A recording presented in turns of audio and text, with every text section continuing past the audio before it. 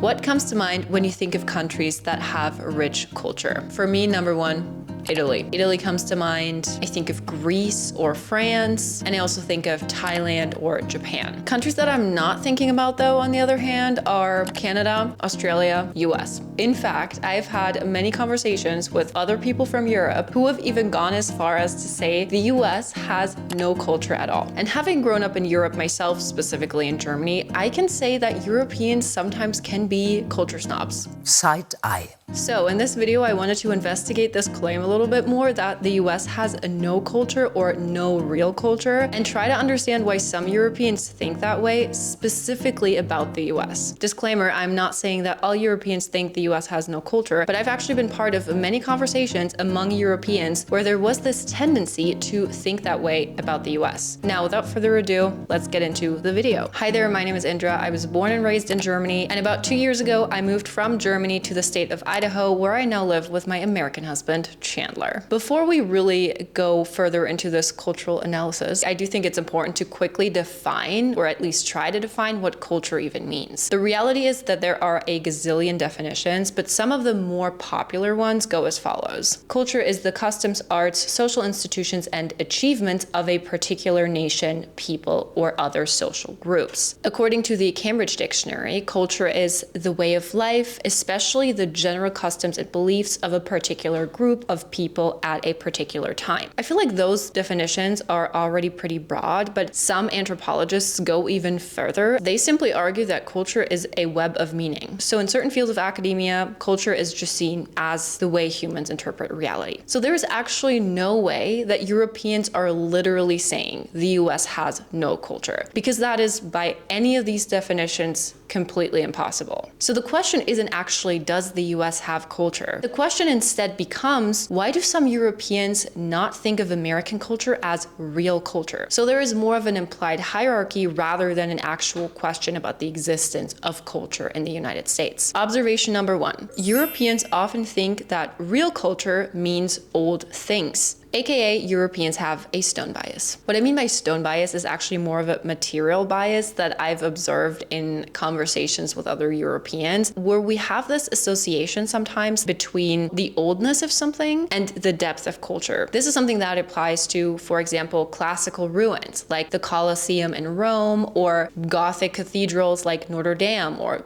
the Cologne Cathedral. I'm using this as an example because I lived in Cologne for a long time. Okay. So there is this direct association between the old age of a tangible thing and the depth of the culture behind it. The problem with these material signifiers, especially architecture, for example, is that a lot of the architecture that people are referring to when they're talking about culture never actually existed in the US. So around 1500, we already had between 80 and 100 million people living in Europe, and this population density also forced architects to build up, and they needed materials that had more compressive strength than just wood. Because wood at some point actually collapses under its own weight, I think. So stone had already become the preferred construction material at that point. Plus, building cities out of wood also just became one giant fire hazard, as we would later also see in the Great Fire of London. So choosing stone over wood made a ton of sense for European cities. But American infrastructure around that time looked completely different. The population size in the area that would ultimately end up becoming the United States was only between 2 to 4 million. And these 2 to 4 million people were a lot more spread out across this giant piece of land. So not only were the Native American civilizations a lot more distributed and had a lot more land available, they also prioritized farming and shaping the landscape itself rather than building on the landscape like they did in Europe. So while we're using stone as this cultural signifier in Europe, the equivalent to that in America was actually landscape shaping. Europeans are sometimes comparing apples and oranges, especially in this cultural discussion, because we're interpreting the lack of classical, Gothic, or Baroque buildings as an absence of culture, and we're failing to recognize that the culture in America looked incredibly different for a long time, because we actually have to look at landscape monuments rather than stone monuments. But we also can't take something that simply did not exist exist in a different culture and interpret it as a lack of something. Another argument that I've heard many times when I'm talking to people about American culture is this idea that American culture isn't real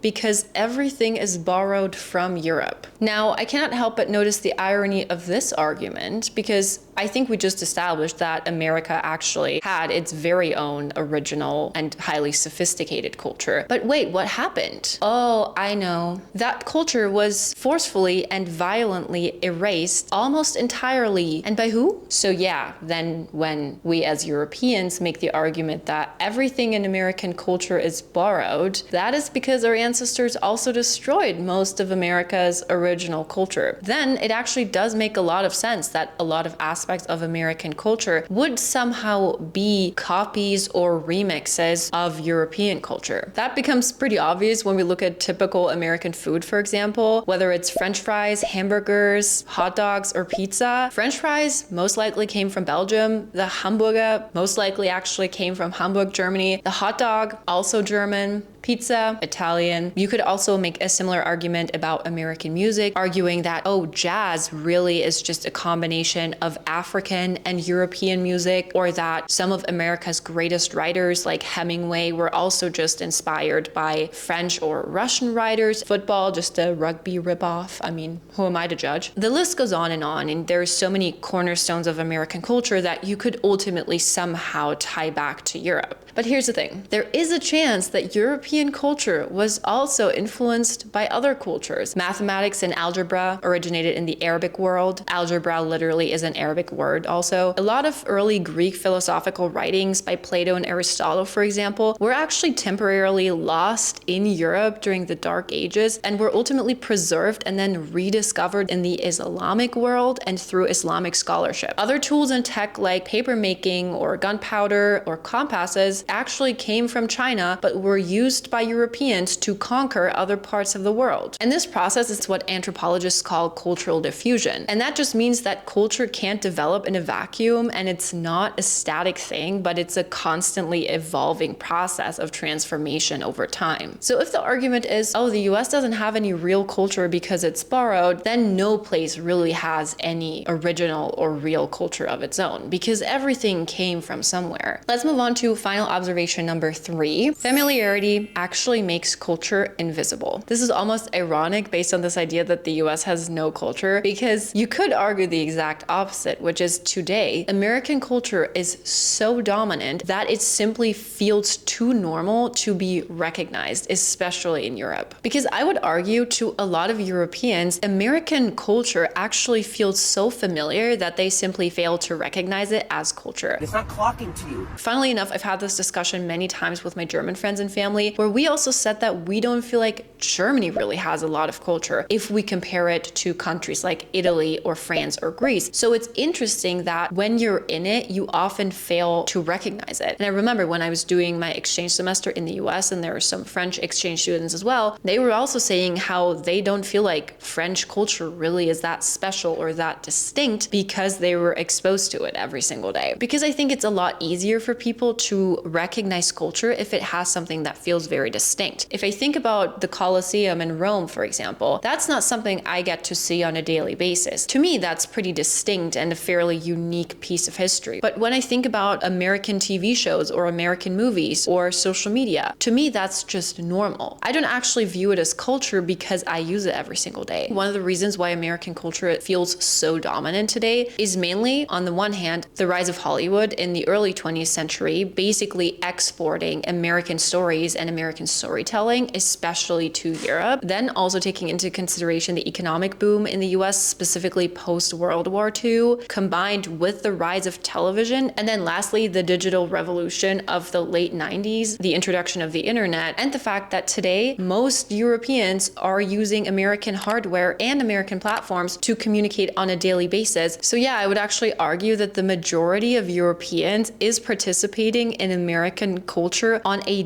daily basis, if not on an hourly basis. And because of that, it is just too familiar to even recognize, because it's almost like it's part of our own culture at this point. So you might be a teenager in a random German, French, or Italian city driving around on a Lime scooter that you've unlocked with an app on your iPhone on your way back to an Airbnb to watch Netflix. Oh, and before you do that, you're stopping at McDonald's. And then while you're watching Netflix, you're on Instagram DMing LOL to a friend who just sent you a funny meme about something stupid Donald Trump said. So in other words, American culture has ultimately become so dominant in Europe that it basically erased its own foreignness. And for me as a teenager living in Europe, I know that I've consumed so much of American culture and American humor through TV and the internet that it genuinely doesn't even feel like American culture belongs to a place. So this is why I think Europeans sometimes argue that America has no culture or no real culture, because number one, they're comparing two completely different historical signifiers of culture. Number two, they argue American culture isn't real because it's not original, even though every culture is based on something that is borrowed from somewhere. And number three, American culture has, almost ironically, become so dominant that it doesn't actually feel like a separate culture anymore. So I hope I was able to break down this argument and just give my take on why I believe that some Europeans think that about American culture. I'm genuinely curious what you think about culture and how you would define it for yourself. And also if you ever thought about American culture or European cultures in that specific way or through that specific lens. All right, thank you so much for watching. I hope you enjoyed this video. If you have, don't forget to like, comment, and subscribe to my channel. Oh,